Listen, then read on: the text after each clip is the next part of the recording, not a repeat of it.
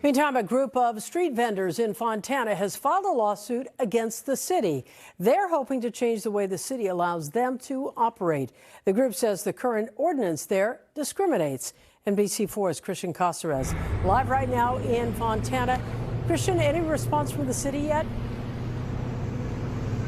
Well, Colleen, a spokesperson for the city of Fontana, says they have no comments because they haven't had a chance to look over this lawsuit. But I can tell you that a group of street vendors, they gathered outside of City Hall this morning to discuss the city's ordinance on how to legally operate in the city. They say it is discriminating because not everyone can achieve it.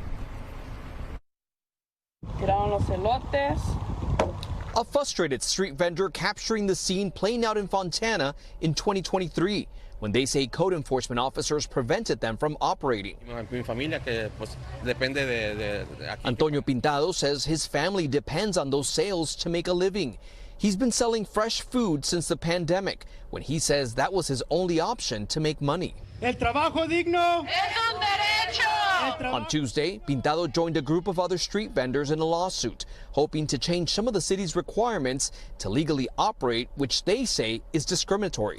Vendors are being punished and driven out by the city through their illegal ordinances that require vendors to purchase multi-million-dollar insurance policies and submit to yearly background checks in order to qualify for a permit. Hey, stop. Over the years, street vendors say they have been harassed by code enforcement, and scenes like this one repeatedly captured on video, where the product they sell are tossed and dumped in the trash. They confiscated vendor goods, they issued threats to the community, and they left families without due process or explanation. In 2022, the city of Fontana enacted their ordinance, which they say was a result of unlicensed sidewalk vending, safety, and possible unsanitary food preparation conditions.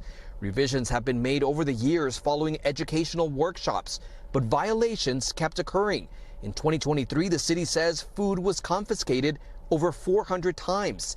The lawsuit aims to overturn local policies that require vendors to maintain expensive insurance policies and ensure a mandatory 30-day hold on confiscated carts. Boo to the city! Boo!